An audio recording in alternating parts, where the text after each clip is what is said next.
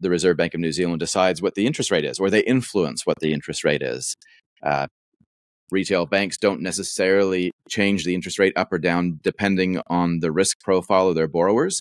The rate is often just the rate, and they make a credit decision independent of that.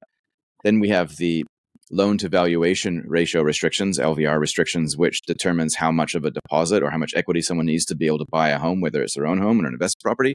But now, thirdly, we have the debt to income ratio, which is kind of like taking the third leg away from what the retail banks used to exclusively do, where they used to assess borrowing eligibility based on income.